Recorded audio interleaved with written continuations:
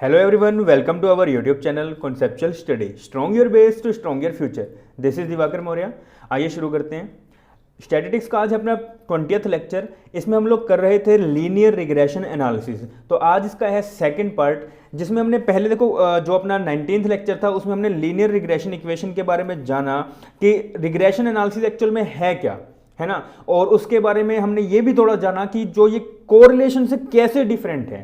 ठीक है, तो कोरिलेशन एंड रिग्रेशन में हमने यहाँ पर डिफरेंस भी देखा था कि इन दोनों में फर्क क्या है, और हमने ये भी उसके बाद कंक्लूड किया कि सबसे पहले आती है आपके पास कोरिलेशन, उसके बाद आप फाइंड आउट कर सकते हैं क्या, रिग्रेशन. ये आपको कभी भी कॉज एंड इफेक्ट रिलेशनशिप नहीं बताता है, लेकिन अगर कॉज एंड इफेक्ट रिलेशनशिप बताने की बात आए तो कौन बताएगा, रिग्रेशन एनालिसिस आपको बताएगा. ठीक है, चलिए देखिए. Simple linear regression. In practice, simple regression, linear regression is often used, and under this regression lines, regression equations and regression coefficients concepts are very important to be studied, which are as follows. तो हमें यहाँ पे तीन concept पढ़ने हैं. पहला है regression lines, दूसरा है रिग्रेशन इक्वेशंस, और तीसरा है रिग्रेशन कोफिशिएंट्स. ठीक है जी, चलिए पहले पढ़ते हैं रिग्रेशन लाइंस. पहला कंसेप्ट क्या है हमारे पास, regression lines. The regression line shows the average relationship between the two variables. तो लीनियर लाइंस क्या बताएंगी, लीनियर लाइंस ये बताएंगी कि दो वेरिएबल्स में क्या एवरेज रिलेशनशिप मेंटेन हो रहा है. ठीक है, this is also known as line of best fit. और अगर आपको याद है तो हमने वहां पे एक स्केटर डायग्राम किया था, और स्केटर डायग्राम करने के बाद हमने यहां देखा था एक सेंटर से यहां से ऐसे लाइन जा रही थी, क्रॉस हो रही थी, जिसे हम लोग कहते हैं लाइन ऑफ बेस्ट फिट. कहां किया था हमने, कोरिलेशन में किया था, और इसी का एक और नाम क्या है, रिग्रेशन लाइन. क्या नाम है, रिग्रेशन लाइन. तो हमने वहां पे भी किया था, और मैंने आपको कहा था कि ये टोटली रिलेट होगा रिग्रेशन से. ठीक है, तो क्या है, it is also known as line of best fit. तो रिग्रेशन लाइन को क्या कहते हैं, लाइन ऑफ बेस्ट फिट कहते हैं. यहां से आपको डायरेक्ट क्वेश्चन बन सकता है. ठीक है, on the basis of regression line we can predict the value of the dependent variable on the basis of the given value of the independent variables. तो वेरिएबल, तो यहां पे हमने देखा था कि रिग्रेशन में हम लोग क्या करते हैं, प्रिडिक्शन करते हैं. फोरकास्टिंग टेक्निक है, हमने ऑलरेडी देख लिया. अच्छा, फोरकास्ट क्या करेंगे सर, फोरकास्ट करेंगे हम लोग डिपेंडेंट वेरिएबल में क्या चेंजेस आए हैं, या फिर डिपेंडेंट वेरिएबल की क्या वैल्यू है, किसके बेस पे, इंडिपेंडेंट वेरिएबल के बेस पे. तो हमने किया था कि हम लोग इंडिपेंडेंट वेरिएबल और डिपेंडेंट वेरिएबल, हमारे पास दो वेरिएबल हैं, इंडिपेंडेंट वेरिएबल में कुछ चेंजेस करके हम लोग डिपेंडेंट वेरिएबल में उसे चेक करते हैं कि क्या चेंजेस आए हैं या क्या वैल्यू आई है. इसे क्या कहते हैं, रिग्रेशन लाइंस कहते हैं. If two variables x and y are given, then there are two regression lines related to them which are as follows. दो है लाइंस, कौन कौन सी, एक होगी x ऑन y, एक होगी y ऑन x. तो x ऑन y मतलब कि x की वैल्यू y पे क्या होगी, और y ऑन x मतलब x पे y की वैल्यू क्या होगी. ठीक है, तो देखो, the regression line of x on y gives the best estimate for the value of x. x की वैल्यू किस पे, गिवन वैल्यू ऑफ y पे. तो x की वैल्यू y पे, तो हमें क्या देखना है, x की वैल्यू y पे. ये कौन सी बताएगी लाइन हमको, regression line x on y. और अगर y की वैल्यू फाइंड आउट करनी हो किसके बेस पे, x के बेस पे, तो क्या होगा, regression line y on x. The regression line y on x gives the best estimate for the value of y. Value किसकी बताएगा, y की किसके बेस पे, गिवन वैल्यू ऑफ x के बेस पे उसकी वैल्यू बता देगा. तो हम देखें तो यहां पर हमारे पास दो लाइंस है. रिग्रेशन लाइन में हमारे पास क्या आते हैं, दो लाइंस है, एक है x on y और एक है y on x. तो x on y का मतलब क्या है कि x की वैल्यू y पे, इसका मतलब x यहां पे क्या है, डिपेंडेंट वेरिएबल, और y क्या है, इंडिपेंडेंट वेरिएबल. और y on x देखेंगे तो y की वैल्यू x पे, तो y क्या है, डिपेंडेंट वेरिएबल, और x क्या हो जाएगा, इंडिपेंडेंट वेरिएबल. तो रिग्रेशन लाइन का एक और नाम यहां पे क्या हो गया, लाइन ऑफ बेस्ट फिट हो गया. यहां पे हम लोग प्रिडिक्ट करते हैं किसकी, क्या करते हैं प्रिडिक्शन, कि डिपेंडेंट वेरिएबल की वैल्यू इंडिपेंडेंट वेरिएबल के अकॉर्डिंग क्या आई है. चलिए आगे चलते हैं. अब रिग्रेशन जो लाइंस है उनका कुछ नेचर है. अब किस किस तरह की होती है, देखो, two regression lines are coincident और there will be only one regression line, there is perfect correlation.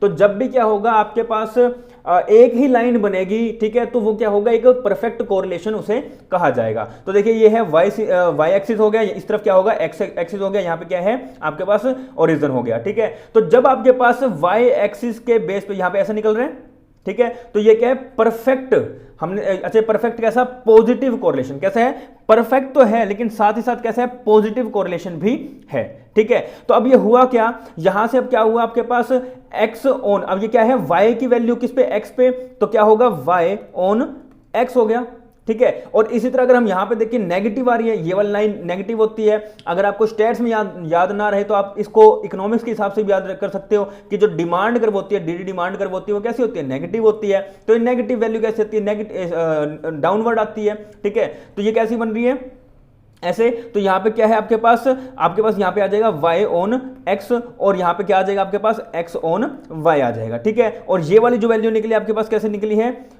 ये वाली वैल्यू, यहां की वैल्यू निकली है y ऑन x, और इधर की कैसे निकली है, x ऑन y निकली है, ठीक है। तो कुल मिला के ये कह सकते हैं कि हम एक वेरिएबल की वैल्यू जो है वो दूसरे वेरिएबल के अकॉर्डिंग निकाल सकते हैं, उसके बिहाफ पे निकाल सकते हैं। अगर ये ऐसे बन रही है, टॉपवर्ड जा रही है तो कैसा है, पॉजिटिव कोरिलेशन है, अगर ये डाउनवर्ड आ रही है तो कैसा है, नेगेटिव कोरिलेशन है, सिंपल सी चीज, ठीक है।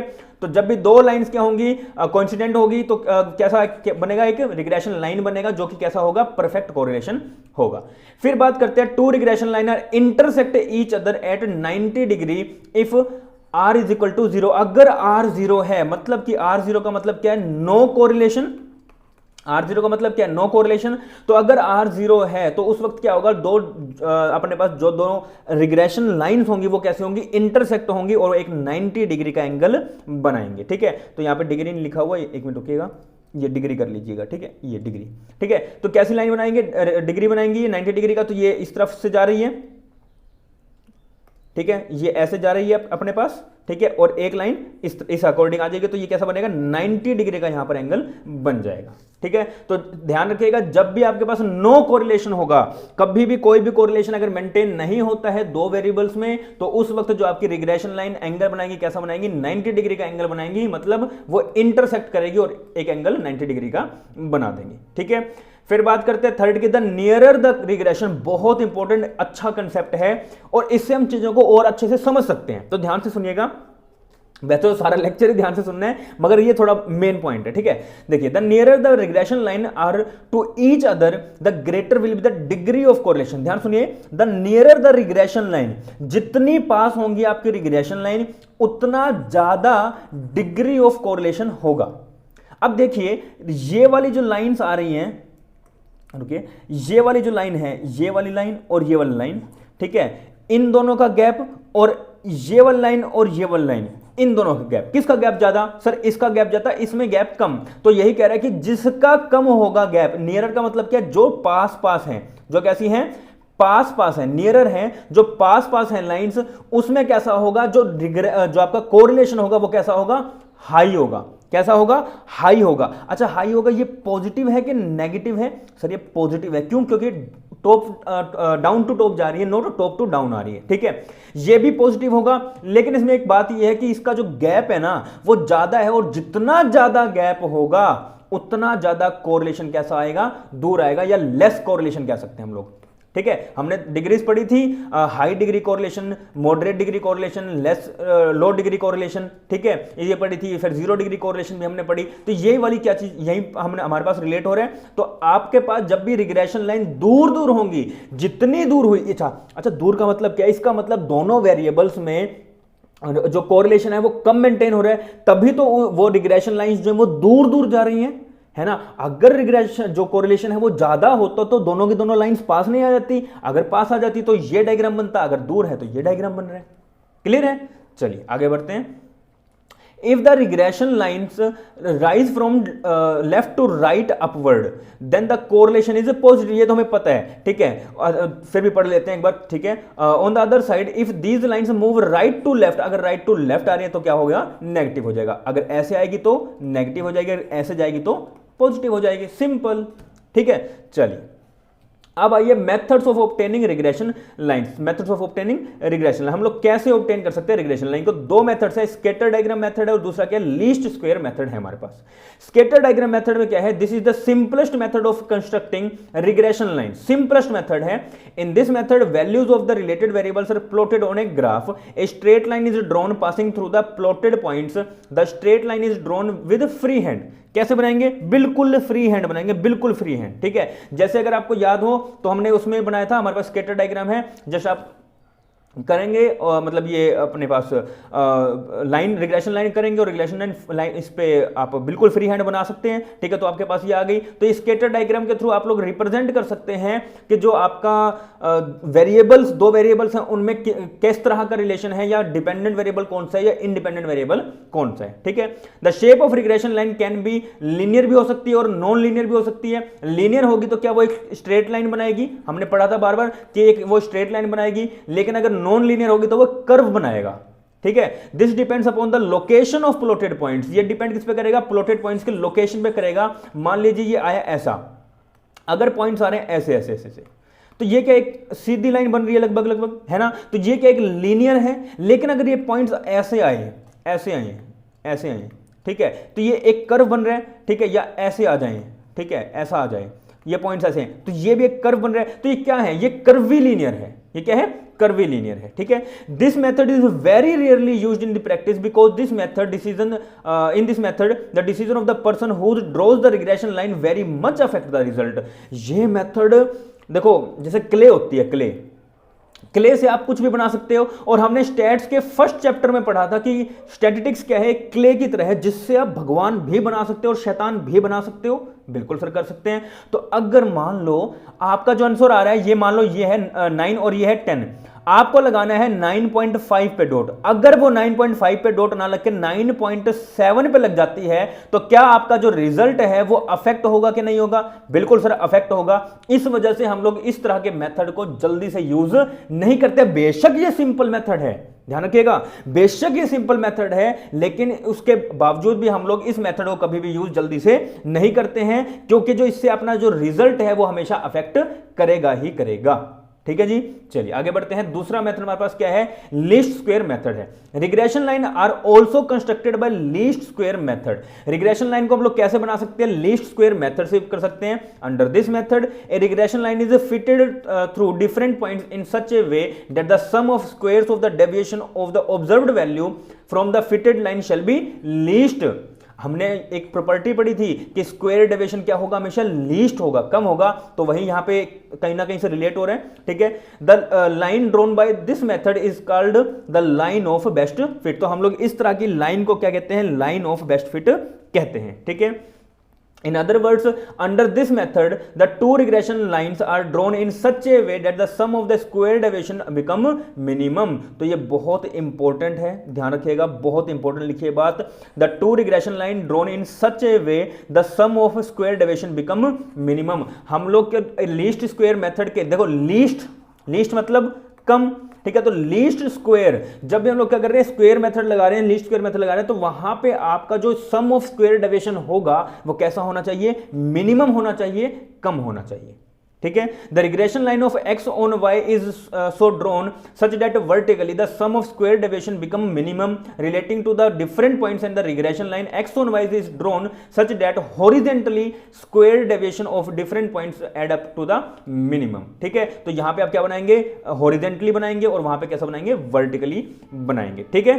चलिए आइए जी, अब पढ़ते हैं क्या? Second concept. फर्स्ट कंसेप्ट हम लोग पढ़ चुके हैं। फर्स्ट कंसेप्ट क्या था? रिग्रेशन लाइंस का था। दूसरा क्या है? रिग्रेशन इक्वेशन का। बहुत ध्यान से सुनिएगा, बहुत बेसिक, मतलब जो डीप चीज है, जो मेन चीज है, वो अपने पास आएगी अब इक्वेशन की। इक्वेशन समझ में आ गया तो कोफिशिएंट अपने आप आ जाएगा, ठीक है। चलिए, the regression equation are the algebraic formulation of regression lines. वो कैसा था? रिग्रेशन जो लाइन था, रिग्रेशन लाइन कैसा था? वो एक डायग्रामेटिक फॉर्म में बना था। लेकिन अगर इक्वेशन की बात करें तो क्या है? अलजेब्रिक फॉर्मुलेशन है। अगर आपको याद ना रहे तो इतना तो याद रहेगा कि बचपन में अपने मैथ पढ़ा था, और मैथ में अपने पास आता था अलजेब्रा और ज्योमेट्री, ध्यान है। और अलजेब्रा में हम लोग करते थे इक्वेशंस वाला काम, ध्यान है ना। तो इक्वेशंस कहां से अपने पास कैसा है? अलजेब्रिक फॉर्मुलेशन है ऑफ किसकी? रिग्रेशन लाइन की। रिग्रेशन लाइन कैसा था? हम लोग वहां पे दो मेथड यूज किए, एक तो स्कैटर डायग्राम यूज किया, दूसरा कौन सा? अपने पास लीस्ट स्क्वायर मेथड यूज किया, जहां पे अपना जो क्या दोनों के बीच में जो रिलेशन कैसा होगा? वो मिनिमम होगा। स्क्वायर डेविएशन कैसा होगा? मिनिमम होगा, ठीक है। Regression equation represent the regression lines. Regression equation क्या रिप्रेजेंट करेगा? रिग्रेशन लाइन को रिप्रेजेंट करेगा। Just as there two regression lines, regression equation of y on x। ध्यान सुनेगा, क्या लिखा है, x की वैल्यू कंप्यूट y के बेस पे, इसकी एक सेकेंड, सॉरी ये गलत लिखा हुआ है, x की वैल्यू कंप्यूट y के बेस पे नहीं, y की वैल्यू, ध्यान सॉरी ये ध्यान रखिएगा, y की वैल्यू कंप्यूट किसके, x के बेस पे, ठीक है। तो y ऑन x, x पे, ठीक है ना, y की वैल्यू x पे ऑन x, तो regression equation of y on x, this equation is used to estimate the probable value of y on the basis of the x। तो x के base पे y की अगर probable value estimate करेंगे तो वो कैसी इक्वेशन होगी, regression equation of y on x होगी। This equation is expressed in the following वे। अब दिखाते कैसे, बहुत ध्यान समझिएगा, बहुत ध्यान से। क्या ये y एक्सिस है, बिल्कुल सर y एक्सिस है। क्या ये x एक्सिस है, बिल्कुल सर है। ये क्या ओरिजिन है, बिल्कुल है, ठीक है। अब हमें क्या निकालना है, y ऑन x निकालना है, तो y की वैल्यू निकालनी है, y की वैल्यू निकालनी है, तो y की वैल्यू y पे निकलेगी, मतलब y वाली लाइन से निकलेगी, ठीक है। किस पे निकालना है, x पे निकालना है। x की हेल्प लेकर y की कुछ वैल्यू एस्टिमेट करनी है। अच्छा ठीक है जी, तो क्या कह रहे हैं, x के 0 होने पर y की कुछ ना कुछ वैल्यू होगी, बिल्कुल होगी। ये देखो x 0 है लेकिन y की कुछ ना कुछ वैल्यू है, मान लो ये 2 है, ये आया 1 और ये आया 2, मान लो जो है वो इनकी वैल्यू कैसी है, 2 है। ये वाला क्या पॉइंट है, 2 है, ये वाला पॉइंट क्या है, 1 है। तो x की 0 होने पे क्या y की 2 आ रही है, y की वैल्यू 2 आ रही है, एग्जांपल है जो हमारा। तो वही कह रहे हैं कि x की 0 होने पे भी y की कुछ ना कुछ वैल्यू होगी, ठीक है। अब ये निकालेंगे कैसे, y निकालना है, किस पे निकालना है, x पे निकालना है। तो y is equal to a plus में b x, y is equal to a plus में b x, ठीक है। अच्छा अल्टरनेट, हमने थर्ड पॉइंट भी और देखा कि हमारे पास एक कोफिशिएंट भी है, रिग्रेशन कोफिशिएंट। पहला है रिग्रेशन लाइन, दूसरा है रिग्रेशन इक्वेशन, तीसरा है रिग्रेशन कोफिशिएंट। तो कोफिशिएंट की हेल्प से भी एक बार यहां पे देख लेते हैं, ठीक है। तो कोफिशिएंट कैसा होगा, y is equal to a plus b x, ये तो आपको याद रहेगा। अब इसी में हमने थोड़ा सा एक्सपेंड करना है इसे। अब करना क्या है, y माइनस वाई मीन कर दिया, क्या कर दिया, y माइनस वाई मीन कर दिया, is equal to b y x, ठीक है। x पे y की value b y x into में x माइनस एक्स मीन।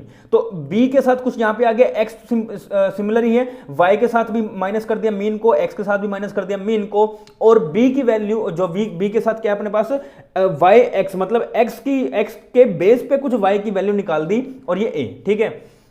इसे क्या कहते हैं, regression coefficient y on x। तो रिग्रेशन कोफिशिएंट क्या है, y ऑन x के बेस पे y की कुछ वैल्यू। अब जो हमेशा ना ये वाला पॉइंट होगा हमारे पास, ये वाला पॉइंट जो बीच वाला पॉइंट हमारे पास, ये वाला, मतलब कि x की वैल्यू, हमने कहा कि x की वैल्यू 0 होने पे y की वैल्यू कुछ ना कुछ होगी। तो जो कुछ ना कुछ वैल्यू है उसे कहते हैं y इंटरसेप्ट। क्या कहते हैं, y इंटरसेप्ट कहते हैं, ठीक है जी। चलिए क्या कहेंगे, y इंटरसेप्ट कहेंगे। क्यों, क्योंकि y के बेस पे कुछ ना कुछ निकल रही है ना, तो y के मतलब x के बेस पे कुछ ना कुछ निकल रही है, लेकिन निकल किसकी रही है, y की निकल रही है। x के बेस पे कुछ ना कुछ निकल रही है, वैल्यू y की निकल रही है, और y का जो ये पोजीशन है, ये जो पार्ट है, ये क्या होगा, y इंटरसेप्ट इसे कहा जाएगा। क्लियर हुई इतनी चीज, ठीक है जी। अब थोड़ा सा और ध्यान सुनिएगा, मैं कुछ लिख रहा हूं यहां पर। देखिए हमने क्या कहा था, हमने कहा था कि जिसकी वैल्यू आप निकाल रहे हैं, किस पे निकाल रहे हैं, किसी चीज पे निकाल रहे हैं। अच्छा ये किसी चीज पे जो निकाल रहे हैं, इसमें कुछ ना कुछ चेंजेस करेंगे कि x की एक वैल्यू में कितना चेंज करें, जिससे y की एक वैल्यू में कितना चेंज आएगा। इसका मतलब y कहीं ना कहीं क्या हमारे पास डिपेंडेंट वेरिएबल है, और x जो हमारे पास वो क्या इंडिपेंडेंट वेरिएबल हुआ, बिल्कुल सर हुआ। इंडिपेंडेंट वेरिएबल में हम लोग चेंज करके डिपेंडेंट वेरिएबल में हम लोग चेक करते हैं कि क्या चेंज आया है, बिल्कुल सर यही चेक करते हैं, ठीक है जी। ऐसा ही होगा ना, क्योंकि हमने देखा था कि हम लोग जिसकी वैल्यू निकालेंगे वो क्या होगा, डिपेंडेंट वेरिएबल होगा, जिसके बेस पे निकालेंगे वो क्या होगा, इंडिपेंडेंट वेरिएबल होगा। तो क्या x की कुछ ना कुछ वैल्यू होने पे y की कुछ ना कुछ वैल्यू होगी, या x की वैल्यू में कुछ एक वैल्यू में कुछ चेंज करने पे, या एक यूनिट में कुछ चेंजेस करने पे y की कितनी यूनिट में चेंज होगा, ये हमें देखना है इस इक्वेशन के थ्रू। क्लियर है। चलिए अब यहां से और चीज, अब यहां मैंने एक वर्ड बोला a, अब ये a बला क्या है, तो a बला मैंने आपको बता दी, a क्या हुआ, y इंटरसेप्ट हुआ। अगर हम लोग x ऑन y देखेंगे तो वहां पे x इंटरसेप्ट हो जाएगा, दोनों सेम है, एक समझ लो, चीजें सारी समझ में आ जाएंगी, ठीक है। उसके बाद एक वर्ड आया ये बी। अब ये बी क्या वाला है, बी वाई एक्स, तो मैंने बता दिया आपको कि क्या है, ये regression coefficient y on x है।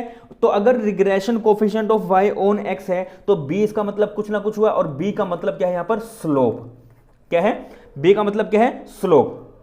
ठीक है, SLOPE, स्लोप। ठीक है, अब ये स्लोप काम क्या करता है, स्लोप काम क्या करता है, स्लोप का मतलब क्या है यहां पर कि x की एक यूनिट में चेंज करने पर y की कितनी यूनिट में चेंज होगा, वो कौन बताएगा, स्लोप बताएगा। कौन बताएगा, स्लोप बताएगा। अब दोबारा से बता रहा हूं, ध्यान समझिएगा।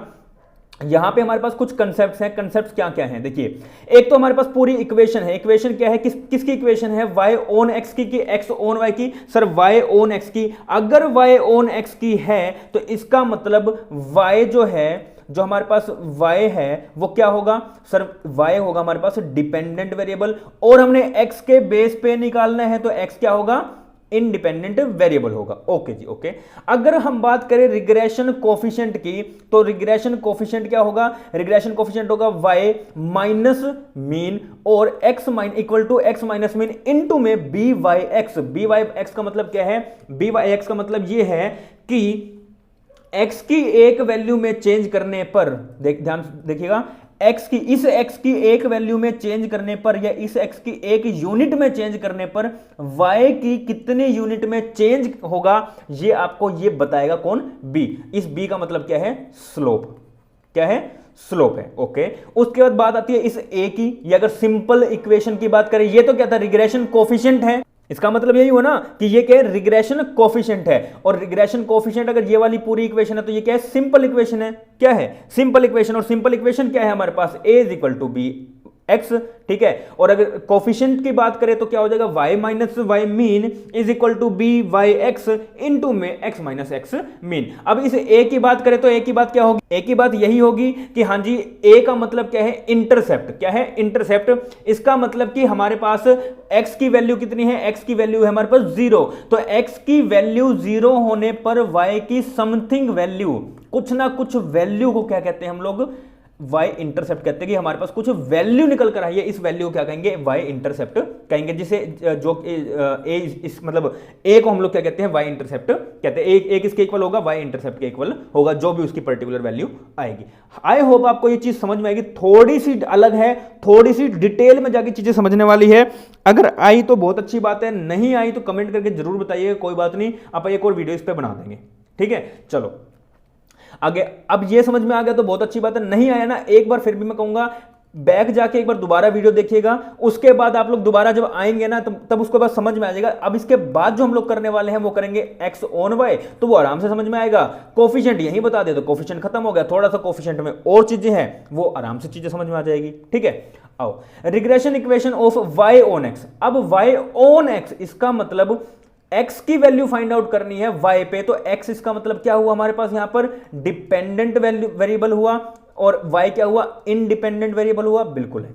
This equation is used to estimate the probable value of x on the basis of given value of y। This equation is expressed in the following this, x equal to a plus b y. क्या है, x equal to a plus b y. Simple equation है ये, simple equation, normal equation इसे हम लोग कह सकते हैं कि जी x की वैल्यू फाइंड आउट करनी है y की कुछ वैल्यू होने पर।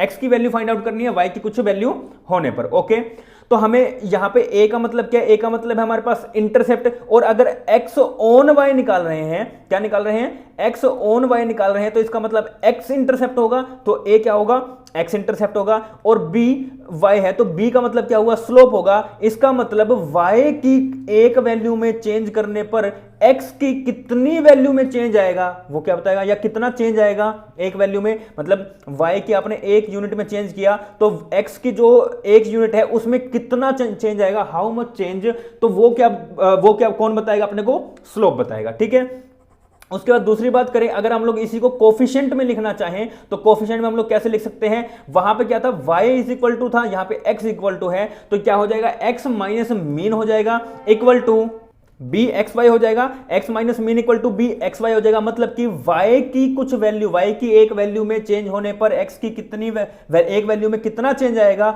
वो कौन बताएगा, स्लोप बताएगा, इनटू में y माइनस वाई मीन। ठीक है। तो x यहां पे हमारे पास क्या होगा, डिपेंडेंट वेरिएबल हो जाएगा, और y हमारे पास क्या हो जाएगा, इंडिपेंडेंट वेरिएबल हो जाएगा, ठीक है। तो और यहां पे हमने देखा कि y की एक यूनिट में चेंज होने पर x में कितना चेंज होगा, ये कौन बताएगा, हमें स्लोप बताएगा। स्लोप हमने देख लिया। और अगर y की वैल्यू 0 हो जाती है तो x की कुछ ना कुछ वैल्यू होगी।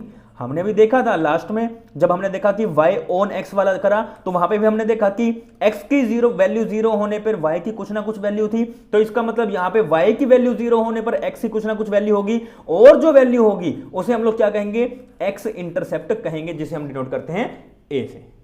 क्लियर हुआ, समझ में आया? आई होप ये समझ में आ गया हुआ। अगर y ऑन x समझ में आ गया तो x ऑन y में कुछ भी नहीं था, कुछ भी नहीं था, ठीक है। चलिए, मेन आपको इक्वेशन याद करनी है, और ये याद करना है आपको कोफिशिएंट वाला, ठीक है। बाकी ये वाली जो सारी चीजें ये आपसे पूछ सकते हैं, ऐसा नहीं है कि आपसे पूछा जाएगा, 100% ये इंपॉर्टेंट हैं, लेकिन ये जो ज्यादा चीजें, जो डीप में ज्यादा चीजें जाने वाली होती है, वो होता है आपके पास इंटरव्यू में, ठीक है। तो यहां पे आपसे क्वेश्चन में इक्वेशन पूछ लेगा, डिपेंडेंट और इंडिपेंडेंट वेरिएबल पूछ लेगा कि कौन सा हुआ, x ऑन y पे, y ऑन x पे, स्लोप का मतलब क्या होता है, थोड़ी बहुत चीजें पूछ सकते हैं। लेकिन अगर डिटेल में जाएंगे तो वहां पे आपसे एग्जामिनर जो होगा, इंटरव्यूअर जो होगा, वो आपसे पूछ सकते हैं, ठीक है। चलिए, साथ से इंटरव्यू की भी तैयारी करिए। चलिए, अब आए थर्ड कंसेप्ट हमारे पास, रिग्रेशन कोफिशिएंट। अब रिग्रेशन कोफिशिएंट में क्या है, just as there are two regression equation, हमारे पास रिग्रेशन लाइंस भी दो थी, रिग्रेशन इक्वेशन भी दो हैं। Similarly there are two regression coefficients. Regression coefficient measure the average change, क्या बताएगा, रिग्रेशन कोफिशिएंट क्या मेजर करेगा, एवरेज चेंज होगा in the value of one variable for a unit change in the value of another variable regression coefficient. तो क्या कह रहे हैं, रिग्रेशन कोफिशिएंट क्या मेजर करेगा, एवरेज चेंज, जो कि एक वेरिएबल के यूनिट में चेंज आ रहा है, उसकी वजह से क्या होगा, अनदर वेरिएबल की कोफिशिएंट में क्या चेंज होगा। In fact represent the slope of regression, हमने स्लोप की बात कर दी, और स्लोप को रिप्रेजेंट कैसे करते हैं, बी से डिनोट करते हैं। Regression line for two variables x and y, there are two regression coefficients which are given as follows. तो कौन कौन से होंगे, दो होंगे, y ऑन x होगा और x ऑन y होगा, ये हमने देख लिया। तो y ऑन x होगा तो इसका मतलब b y x होगा, और x ऑन y होगा तो b y, एक सेकेंड, सॉरी यहां पे भी ये गलती है, ठीक है, बी एक्स वाई होगा, ठीक है, y ऑन x है तो बी एक्स वाई हो जाएगा। इसको कट कर लीजिएगा, एक सेकेंड, ये सारा का सारा कट कर लीजिएगा, इसे लिखना है बी एक्स वाई, ठीक है। तो दोबारा वो regression coefficient y on x मतलब बी वाई एक्स, और अगर x ऑन की बात करेंगे, ऑन y की बात करेंगे तो बी एक्स वाई हो जाएगा। This coefficient shows that with A unit change in the value of x variable what will be the average change in the value of y variable. अगर x की एक unit में आपने कुछ changes करे हैं तो आपकी एवरेज चेंज क्या होगा, y के वेरिएबल में। This is represent by b y x को से रिप्रेजेंट करेंगे। इट्स फॉर्मूला कैसा होगा, b y x equal to r into में स्टैंडर्ड डेविएशन वाई अपॉन में स्टैंडर्ड डेविएशन x हो जाएगा। फिर बात करें x ऑन y की, तो कैसे होगा ये कि एक यूनिट में चेंज होने पे, y की एक यूनिट में चेंज होने पे x की यूनिट में एवरेज चेंज कितना होगा, इसे हम रिप्रेजेंट करेंगे b एक्स वाई से। और b एक्स वाई का फॉर्मूला क्या होगा, standard deviation x divided by standard deviation y। Simple सा है, यहां से आपको ज्यादा नहीं पूछेंगे, बस ये याद रखना, ये पोर्शन, ये वाला पोर्शन, b एक्स वाई और b y x. b x y का मतलब क्या हुआ कि y के बिहाफ पे x की वेरिएबल, x में वैल्यू या x की वैल्यू कि y की एक यूनिट में चेंज होने पे x की कितनी यूनिट में चेंज होगा, और y x का मतलब क्या होगा कि x की एक यूनिट में चेंज होने पे y की यूनिट में कितना चेंज होगा। ये कौन बताएगा, regression coefficient y on x बताएगा, ठीक है। चलिए आगे बढ़ते हैं। कुछ है प्रॉपर्टीज अपने पास किसकी, रिग्रेशन कोफिशिएंट की, खत्म है। इसके बाद अपने पास रिग्रेशन एनालिसिस जो अपने हैं वो चैप्टर खत्म हो जाएगा।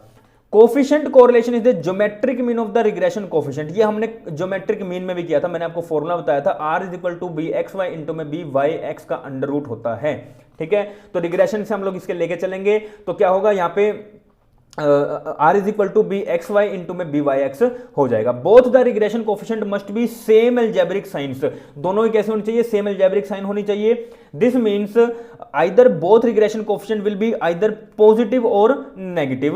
In other words, when one regression coefficient is negative, the other would also be negative. It is never possible that one regression coefficient is negative and other will be positive. तो क्या होगा, हमेशा आपके पास कैसा होगा, रिग्रेशन जो equations है, regression जो आपके पास कोफिशिएंट्स हैं वो कैसा होगा, हमेशा सेम साइंस में होगा, अगर एक पॉजिटिव है तो दूसरा पॉजिटिव है, एक नेगेटिव है तो दूसरा नेगेटिव। अपोजिट साइंस वाले रिग्रेशन कोफिशिएंट कभी भी नहीं हो सकते हैं, ठीक है। फिर बात करते हैं the coefficient of correlation have the same sign as that of the regression coefficient. The coefficient of correlation क्या will have the same sign, ऐसा है तो क्या है, if both regression coefficient are negative then the correlation coefficient would be negative. If bxy and byx have positive signs then will also be plus sign. तो क्या कहते हैं, अगर कोरिलेशन का सेम हुआ तो उसका भी कैसा होगा, सेम होगा। Both the regression coefficient can not be greater than unity.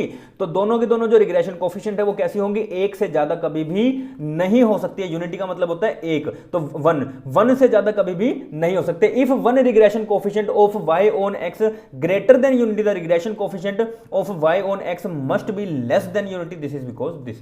तो r is equal to b x y into में b y x is equal to plus minus 1। अगर क्या हुआ, एक जो है अगर वो ज्यादा हो जाता है, दूसरा क्या होगा 100% कैसा होगा, कम ही कम होगा ही होगा।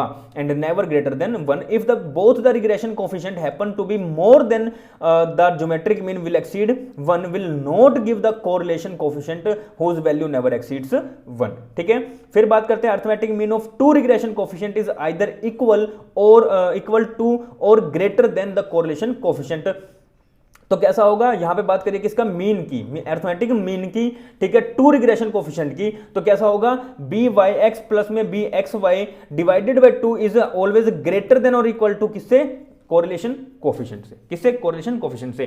तो ये चीजें याद रखनी है, बस ये देखो एग्जाम में ज्यादा नहीं पूछा जाता, मेनली आपसे फॉर्मूला पूछा जाएगा कि r is equal to b x y into में बी वाई एक्स का पूरा अंडर रूट, ठीक है। ये वाले फॉर्मूलाज आपसे पूछ सकते हैं, बाकी ज्यादा आपको मतलब फॉर्मूलाज करोगे तो देखो फॉर्मूला इतने भी फॉर्मूलाज नहीं आते जितने चीजें आती हैं। अब यहां से ये नॉर्मल पूछ सकते हैं क्या यूनिटी से ज्यादा हो सकते हैं कि नहीं हो सकती, ठीक है, कि अगर क्या दो लाइंस है तो जो कोफिशिएंट्स हैं क्या दो, एक पॉजिटिव एक नेगेटिव हो सकते हैं कि नहीं हो सकती। तो कुछ चीजें होती हैं जो आपसे थ्योरेटिकल पूछा जाता है, जरूरी नहीं है कि वो फॉर्मूला ही पूछे आपसे, ठीक है। चलिए उसके बाद बात करते हैं shift of origin does not affect the regression.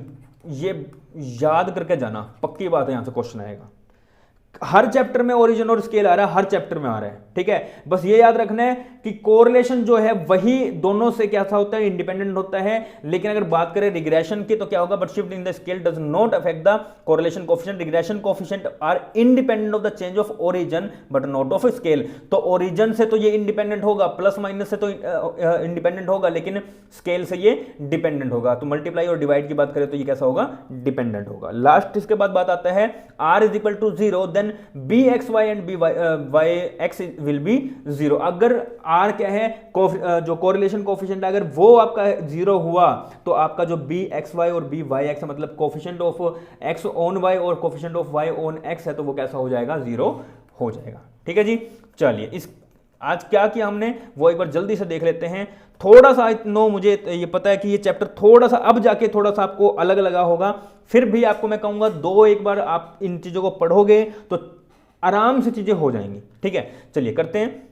देखिए सिंपल रिग्रेशन इक्वेशन में हमने देखा यहां पे हमारे पास तीन कंसेप्ट हैं, एक है रिग्रेशन लाइन, दूसरा है रिग्रेशन इक्वेशन, थर्ड क्या है, रिग्रेशन कोफिशिएंट। रिग्रेशन लाइन कौन सी है, x ऑन y और y ऑन x, x की वैल्यू y पे, y की वैल्यू x पे। तो यहां पे क्या होगा, डिपेंडेंट वेरिएबल, ये इंडिपेंडेंट वेरिएबल, ये डिपेंडेंट वेरिएबल और ये इंडिपेंडेंट वेरिएबल। फिर बात करते हैं नेचर ऑफ रिग्रेशन लाइन की। तो अगर ऐसा हुआ तो अपने पास पॉजिटिव कोरिलेशन हो जाएगा, ठीक है, और यहां पे क्या होगा, परफेक्ट होगा, ठीक है। और अगर ये डाउन आता है तो कैसा हो जाएगा, नेगेटिव हो जाएगा। और यहां पे कहता है जो दो रिग्रेशन अपने पास लाइंस होगी वो कैसी होंगी, कोइंसिडेंट होंगी। कब, लेकिन there will be only one regression, जब कैसी होगी, एक रिग्रेशन लाइन होगी तब। और जब भी आपके पास कोरिलेशन जो है, आपके पास कोरिलेशन कोएफिशिएंट कैसा होगा, 0 होगा, तो आपकी जो दोनों रिग्रेशन लाइन है वो कैसी बनाएंगी, एक 90 डिग्री का एंगल बनाएंगी। फिर बात करते हैं जितनी भी ज्यादा क्लोज होंगी आपकी रिग्रेशन लाइंस उतना ज्यादा हाई डिग्री कोरिलेशन होगा, लेकिन जितनी ज्यादा दूर होंगी उतना लो डिग्री कोरिलेशन वहां पर होगा, ठीक है। फिर बात करते हैं रिग्रेशन लाइन, अगर ये ऐसे जा रही है, अपवर्ड जा रही है तो पॉजिटिव कोरिलेशन, और नीचे जा रही है तो नेगेटिव कोरिलेशन हो जाएगा। फिर बात करते हैं दो मेथड है, स्कैटर डायग्राम और least square method. Scatter diagram लोग स्कैटर डायग्राम्स बनाते हैं, जैसे कोरिलेशन में बनाया था। यहां पे हम लोग फ्री हैंड जो डायग्राम है वो बनाते हैं, ठीक है। अपने डॉट्स को प्लॉट करके, और यहाँ पे लीस्ट स्क्वायर में हम लोग क्या करते हैं, लाइन ऑफ बेस्ट फिट इसे कहते हैं। यहाँ पे हम लोग हमारा जो स्क्वायर डेविएशन होगा वो इस हिसाब से लाइंस को बनाएंगे, इस हिसाब से लाइंस को ड्रॉ करेंगे, ताकि जो हमारा स्क्वायर डेविएशन है वो कैसा होगा, मिनिमम आए। ठीक है, फिर बात करें रिग्रेशन इक्वेशन की, तो रिग्रेशन इक्वेशन अपने पास दो हैं, y ऑन x है और x ऑन y है। तो y ऑन x का मतलब क्या है कि y की वैल्यू x पे क्या है, और x ऑन का मतलब क्या है, x की वैल्यू y पे क्या है। ठीक है, तो y ऑन x की बात करें तो y is equal to a plus में b x हो जाएगा। ठीक है, और अगर इसकी कोफिशिएंट में निकालना हो तो y minus y mean is equal to b y x into x minus x mean. B यहाँ पे स्लोप बताएगा कि x की वैल्यू, x की एक यूनिट में चेंज होने पर y की एक यूनिट में कितना चेंज हो रहा है, ये कौन बताएगा, स्लोप बताएगा। और a की बात करें तो वो क्या होगा, y इंटरसेप्ट होगा। उसी तरह से वाइस वर्सा इसका कर दो तो x ऑन y हो जाएगा। फिर कोफिशिएंट की बात करें तो y ऑन x है और x ऑन y है, b वाई एक्स हो जाएगा y ऑन x, और b एक्स वाई हो जाएगा x ऑन y। ठीक है, इसका फॉर्मूला आप देख लेना, अगर y x पे कर रहे हो तो x आपके पास नीचे आ जाएगा, और अगर y पे कर रहे हो तो y आपके पास नीचे आ जाएगा। उसके बाद प्रॉपर्टीज में हमने देखा कि हमारे पास ज्योमेट्रिक मीन से ये रिलेट करता है, r is equal to b y x into में बी एक्स वाई का अंडर रूट हो जाएगा। अगर दोनों के रिग्रेशन का जो कोफिशिएंट्स है वो कैसे होने चाहिए, आपके पास मस्ट भी होना चाहिए, मतलब सेम होने चाहिए, चाहे वो दोनों पॉजिटिव हो चाहे वो दोनों के दोनों नेगेटिव हो। ठीक है, यहाँ पे फिर उसके बाद बात करते हैं coefficient of correlation will have the same sign. अगर कोरिलेशन कोफिशिएंट का साइन कैसा है, सेम है, तो उसका भी कैसा होगा, सेम आएगा, मतलब इसका पॉजिटिव तो इसका भी पॉजिटिव आएगा। अगर यहाँ बात करें उसके बाद यूनिटी से ज्यादा ये कभी भी नहीं हो सकता है। ठीक है, और अर्थमेटिक रिग्रेशन इक्वेशन की बात करें तो इक्वल टू या फिर ग्रेटर देन होगा, तो बी वाई एक्स प्लस में b x y divided by 2 करेंगे तो वो कैसा आएगा, या तो इक्वल आएगा या फिर कैसा आएगा, ज्यादा आएगा, किससे, कोरिलेशन कोफिशिएंट से। फिर उसके बाद लास्ट दो आते हैं, इसमें हम बात करें तो इंपॉर्टेंट चीज है कि रिग्रेशन जो है वो इंडिपेंडेंट है ओरिजिन से, लेकिन स्केल से इंडिपेंडेंट नहीं है, वो कैसा है, डिपेंडेंट है। और अगर r इक्वल टू 0 है, रिग्रेशन कोरिलेशन कोफिशिएंट आपके पास कैसा है, 0 है, तो बी एक्स वाई और बी वाई एक्स मतलब कि रिग्रेशन कोफिशिएंट भी कैसा होगा, 0 होगा। ठीक है जी, आई होप आपको ये लेक्चर अच्छे से समझ में आया होगा। नहीं आया तो कोई प्रॉब्लम नहीं है, एक बार दो बार देखिएगा, फिर भी नहीं आता तो कमेंट करके आप जरूर पूछ सकते हैं, आपको जरूर रिप्लाई मिलेगा कि कैसे कैसे इसका आंसर हो सकता है। ठीक है जी, चलिए मिलते हैं नेक्स्ट लेक्चर में। खत्म करने से पहले एक छोटी सी रिक्वेस्ट ये है कि अगर अभी तक आपने चैनल को सब्सक्राइब नहीं किया है तो चैनल को सब्सक्राइब कर लीजिएगा, साथ में लगे बेल आइकन को प्रेस करके ऑल का बटन जरूर दबाना, और टेलीग्राम पे आप हमें ज्वाइन कर सकते हैं। हमारा एक ग्रुप है कॉन्सेप्चुअल स्टडी के नेम से, आप उसे भी ज्वाइन कर सकते हैं, वहां पे आपको रेगुलर नोटिफिकेशंस वगैरह आपको मिल जाती है। ठीक है जी, चलिए मिलते हैं नेक्स्ट लेक्चर में, अपना फीडबैक देना मत भूलिएगा। Thank you very much.